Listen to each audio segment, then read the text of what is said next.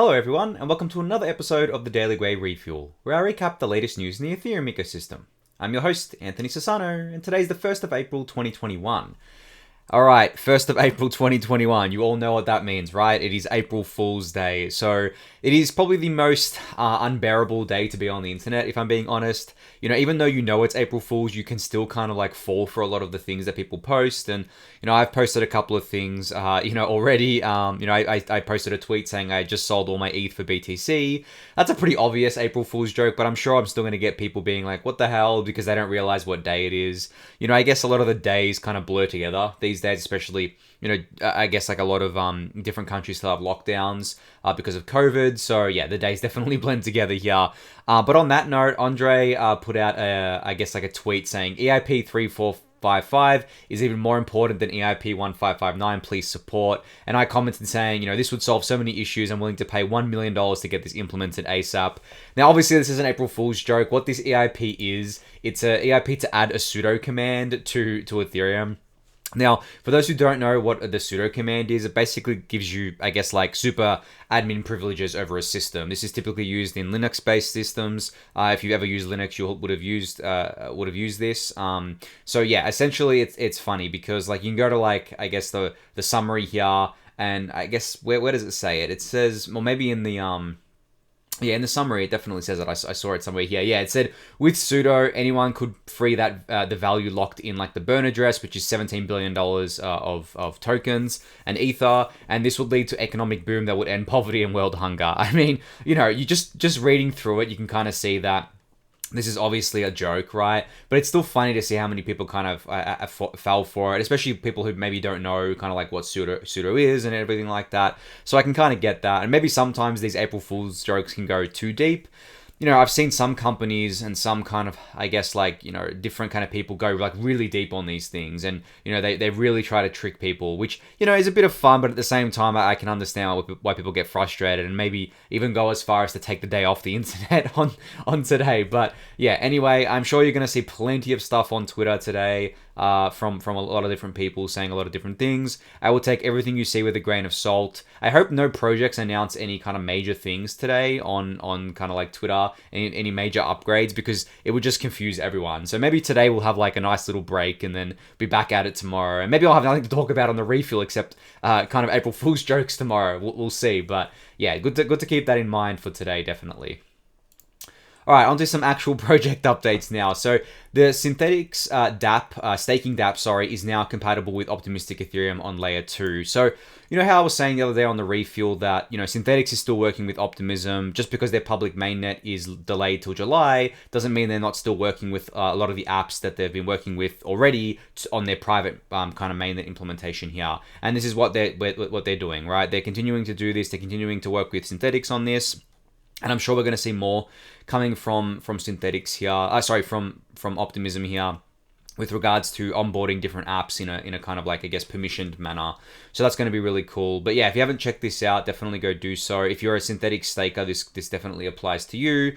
You know, the reason why Synthetix looked into layer 2, I guess, like much quicker than other kind of like apps did, was because the layer 2 staking, because staking on the Synthetix app was very expensive for like smaller stakers, you know, and you get like a reward each week in SNX tokens, and typically for the smaller stakers, it would cost like $150, $200 to claim these rewards, and the rewards wouldn't even be worth it because it would be, you know, less than the gas fees. So definitely, you know, obviously Synthetix has put a lot of work into this, and their plan, I mean, their phased rollout plan for it is basically for Synthetix to exist entirely on layer 2, which is going to be a pretty big boon, I think, as well.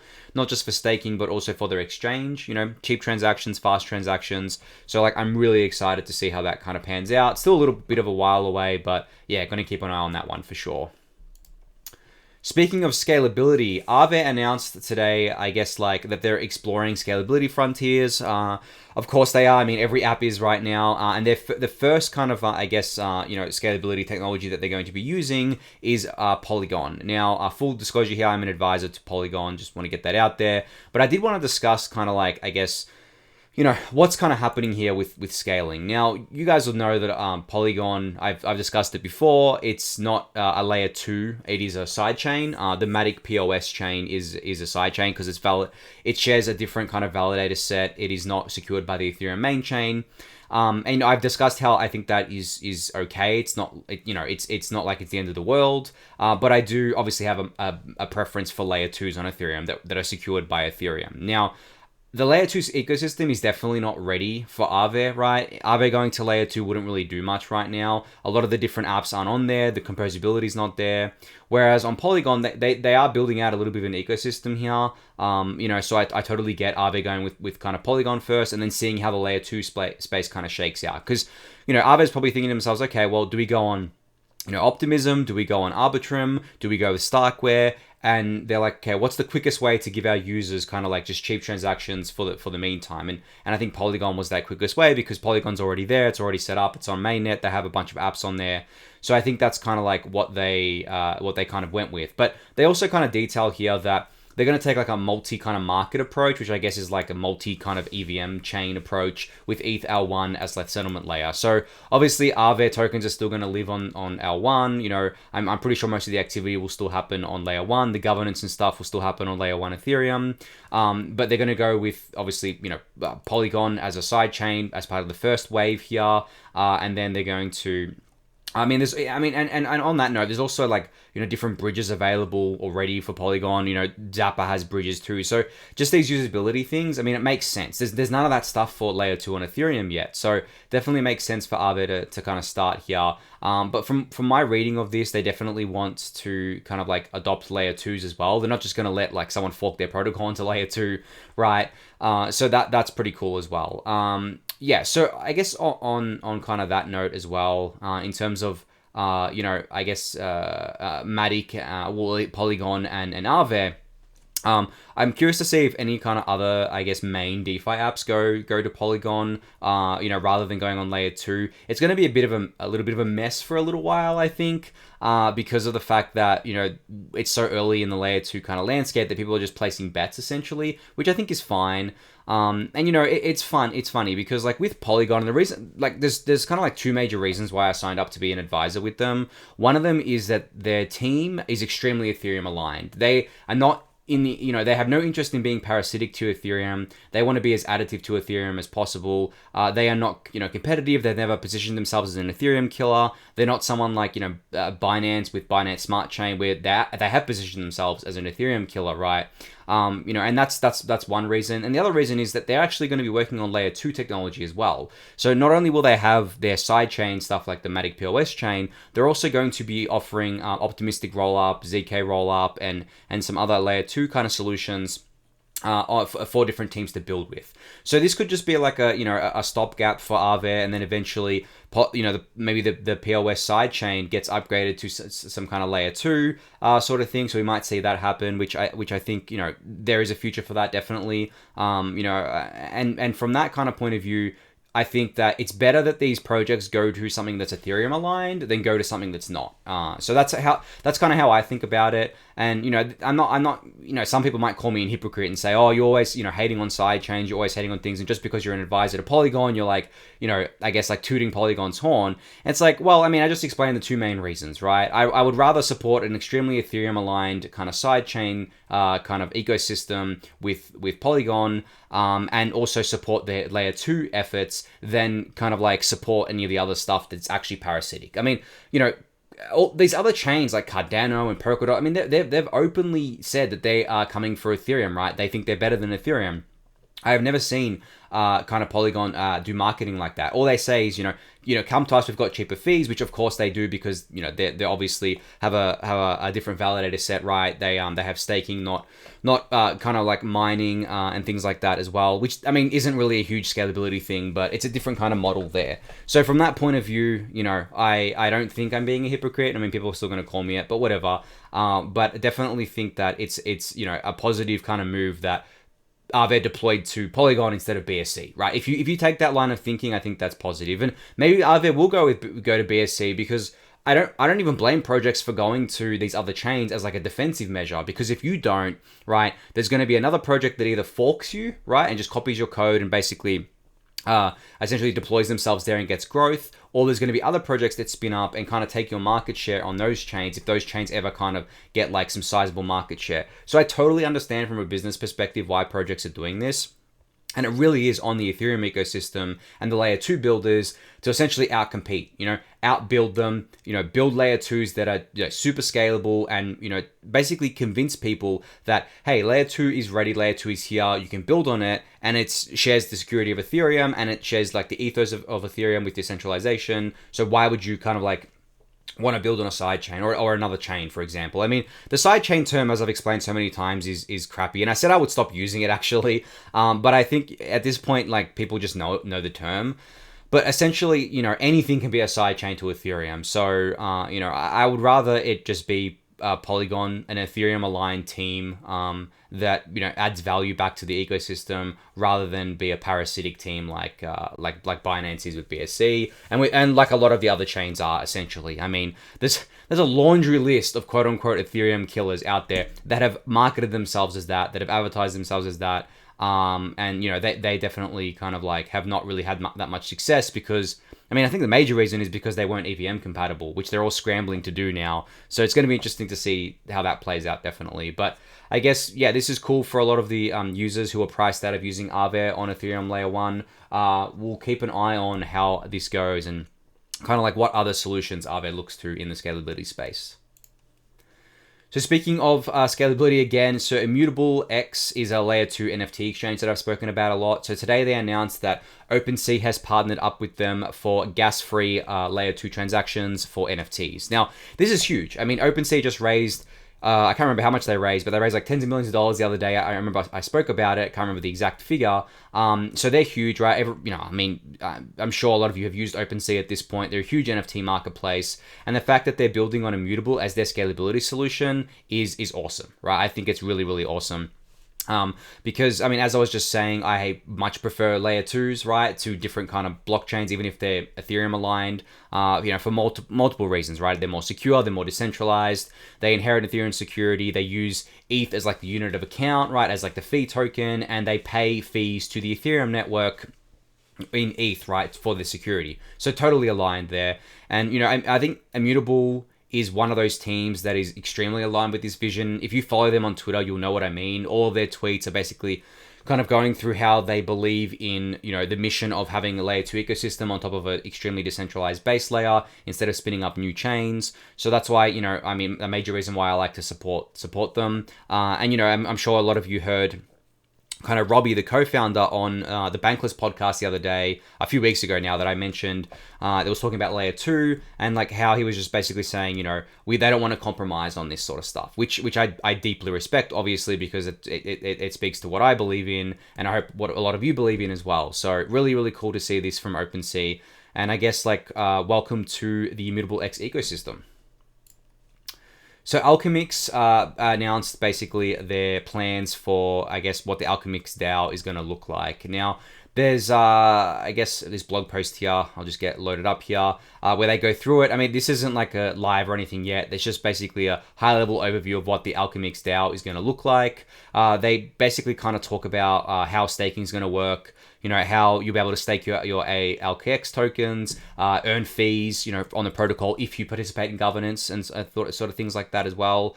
If you keep scrolling down here, it talks about kind of like how the voting points will work in the DAO, and how the stakers will become the defenders of the protocol through an insurance kind of fund as well. And one thing that actually stood out to me was basically kind of, this kind of sentence here, or this kind of paragraph here, where they talk about layer 2s. They say, while layer 2 solutions come in several shapes, we can't arbitrarily pick any layer 2 because we have zero knowledge about which solution will emerge as the winner, but we're optimistic that dApps will converge on one during the development of Alchemix DAO. Now, I don't know how many puns you picked up here. Arbitrarily, I think, refers to Arbitrum. Zero knowledge obviously refers to ZK rollups, and optimistic obviously refers to optimistic rollups. So kudos to them for getting 3 puns in here. in one sentence. But then they go on to say, by harnessing the throughput of L2 solutions, Alchemix DAO will be inclusive of all Ethereums without sacrificing our ethos of decentralization first. So there we have it again, right? Another project that really just gets it, right? Really gets that decentralization comes first, and we can achieve that with layer 2, and I'm sure they're already talking to a bunch of teams about this and kind of what L2s to adopt here. So really, really cool to see this. But I mean, I suggest giving this a read if you're a fan of Alchemix. I mean, it's one of my favorite DeFi projects in the ecosystem right now. I know I talk about them a lot.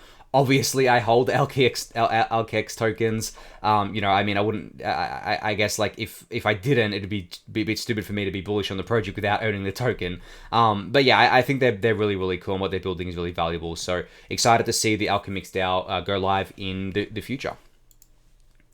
So the Ethereum Push Notification Service, or EPNS, announced today that they're going to be partnering up with Uniswap as part of their pilot project. Now, for those who don't know, EPNS is essentially a decentralized notification protocol on Ethereum. Now, I'm sure a lot of you, I mean, I've explained this before on the refill, but I'm sure a lot of you get annoyed, the same as me, that, unless you're using, I guess, like there's some third-party services out there that give you notifications about, things happening in DeFi, but a lot of the time there isn't. MetaMask will give you a notification if your transaction is confirmed or if it fails, but it won't tell you if your Maker CDP is about to be liquidated, right? Or your Maker Vault, sorry. It's not going to tell you kind of like what your yield was for the day, right? Or kind of like if your yield, if your tokens have unlocked, if you've had them locked in some kind of staking mechanism and then they're unlocked, it's not going to tell you all of these kind of things that you want to be notified for. Whereas EPNS will, and they're building a protocol around it to do it in a decentralized way. So, I think it's just really cool that they've been able to land Uniswap as a pilot project partner here,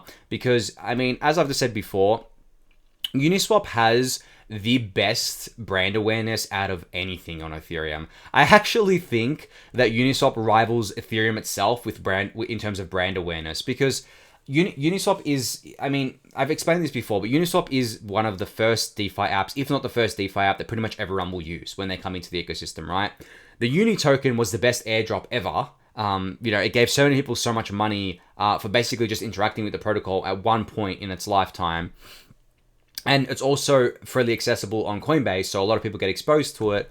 So it's really great to see that, an early stage project like EPNS here is teaming up with Uniswap to do this. And I guess disclosure here, I'm a small seed investor in EPNS, been supporting them for quite a while now. The team is awesome. The two co-founders are based out of India. They're building, a great protocol, I think. And it came out of a hackathon, I believe, as well, which is really cool. So yeah, definitely go check this out if you haven't yet. And if you're a builder, definitely contact them and get involved with them if you're interested in push notifications for your app. So another thing everyone on Twitter was talking about yesterday was the Fei Labs or Fei Protocol Genesis sale. Now, again, disclosure, I'm a seed investor in Fei Protocol. I hate having to give these disclosures all the time, but I feel I need to because I don't want to just be known for just shilling things that I have bags of. But anyway, so what the Fei Genesis sale was is basically a way to get Fei tokens, which are the stablecoin that's being created here, and then you'll be able to get Tribe as well. So you'll be airdropped Tribe tokens for doing this too. Now, the reason I think a lot of people were talking about this was because one, a lot of people don't understand how this works and how Fei Protocol works under the hood. I'm not going to explain it here because I'm going to, mess up the explanation, because I suggest reading through the documentation, because if I try to explain it and I miss something, it's just going to misinform you. So definitely go read the documentation there. But essentially what Fei is, it's an algorithmic stablecoin, but it doesn't work like, the ones you would have seen like ESD and DSD and Ampleforth and things like that. It doesn't have kind of like rebasing. It doesn't have coupons. None of that sort of stuff. It uses something called protocol controlled value to essentially keep the peg of Fei. And it has a bunch of different mechanisms in how it does this. You can go read the documentation for this. But yeah, I mean, that was one of the reasons why everyone was talking about it, because they were confused about how it works. And some people were asking, why do we need another stablecoin? I mean, I can give you kind of my rationale on why I invested in it. Basically, I want to see a fully decentralized, fully scalable, and stable stablecoin on Ethereum.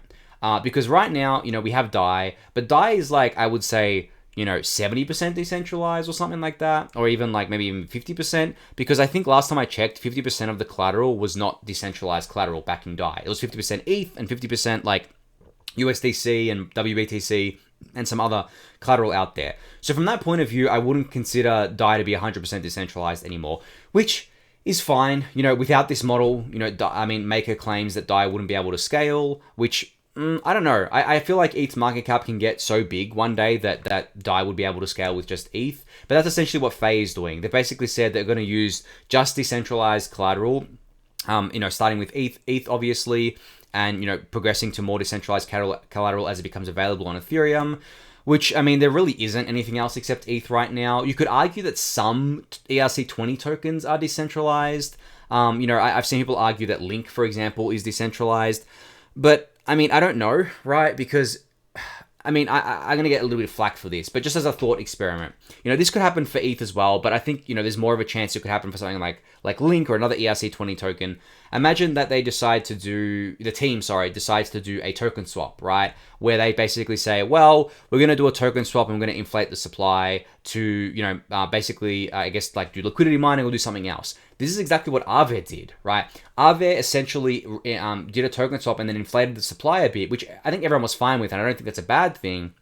But, you know, you couldn't claim that Aave or the Lend token was decentralized. So I don't think you could claim that the Link token, for example, is decentralized collateral right now, because of the fact that if the team wanted it enough, I think they could do a token swap and they could inflate the supply.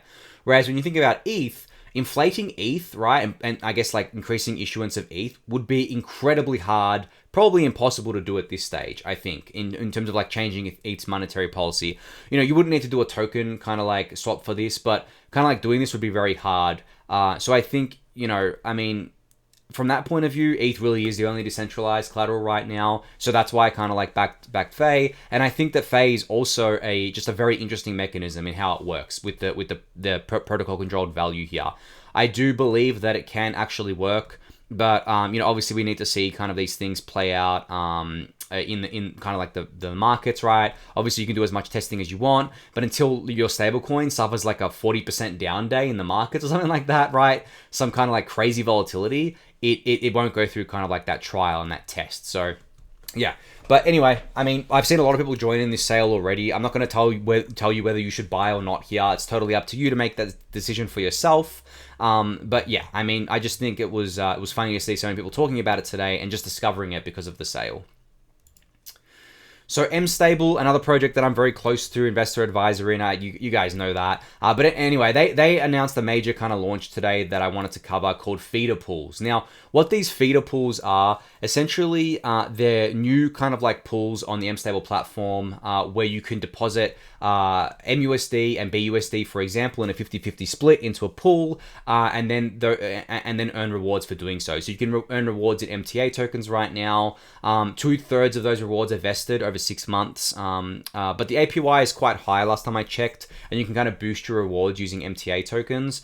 But outside of that, what these feeder pools do is it basically makes, you know, kind of like mStable into like a universe of I guess like stable assets here. So you can see from the video in this picture here, there's like MUSD that sits in the middle, and there's a bunch of stable coins that sit around it. So MUSD itself is backed by different stable coins. It's supposed to be a meta stable coin, but because it's only backed by a handful of stable coins at a time, it doesn't exactly kind of you know, and you can swap between those stable coins, but it doesn't allow you to swap between the stable coins that aren't in that basket.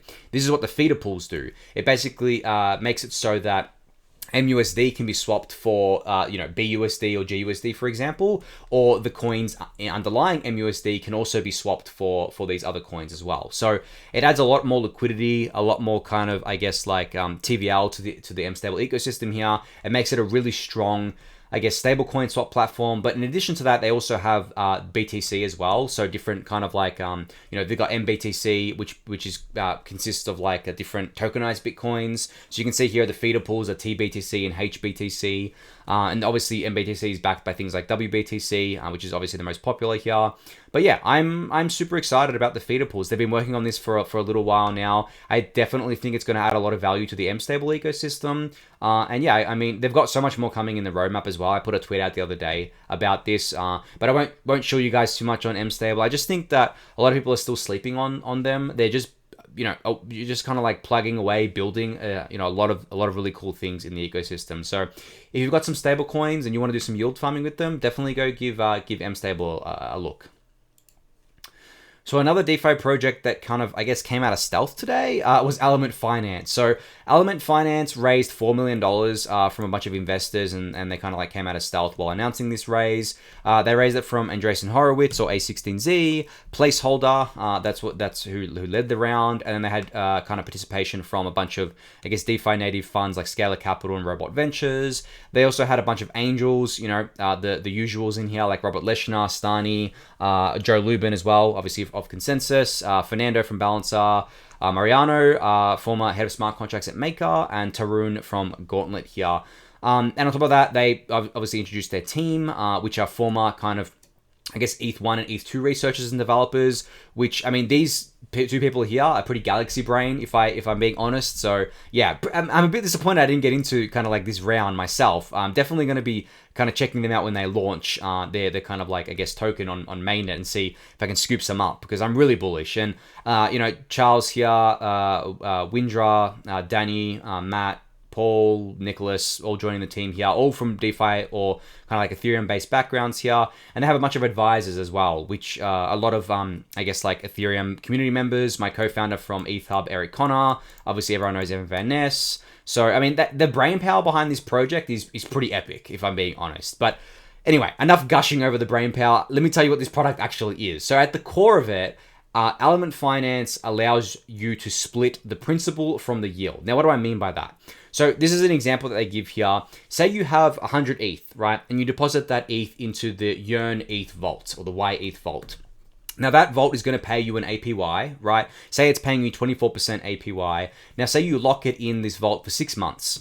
Now what what Element Finance does is it splits the principal and the yield into different tokens. So you'll get a token that represents the initial 100 ETH, right? And then you'll get a token that represents the yield being generated on that, which is the 24% APY you see here. And then in 6 months, you can redeem the principal, obviously, for the 100 ETH, and you can redeem the yield token for the yield generated during that time. Now, why would you want to do this? Well, because this just gives us more money Legos to play with. You could imagine having the principal token as collateral, right? So you can use this kind of token as collateral in Aave or Compound or whatever, and then keep the yield token in your wallet, right? Or like even maybe use the yield token as collateral, or kind of like put it in a money market or whatever. So you're essentially just creating kind of like new Legos. You're breaking down kind of like something that is, I guess, like the YETH token, which is the token that you get in the YETH vault, and you're breaking it down into two parts, which I thought was really, really cool here. So yeah, that's the core of it. That's the heart of it. But the kind of like primitives that get unlocked from this are quite vast. And, I wrote a bit about this in the Daily Gwei newsletter today, where I said that this just looks like magic, right? There's a lot of stuff in DeFi that looks like, I guess, like is indistinguishable from magic at this point, which is just really, really, really cool. So yeah, go check out the project. I'm sure there's going to be lots more information coming out about this in the future. And I'm really, really excited to see them go live.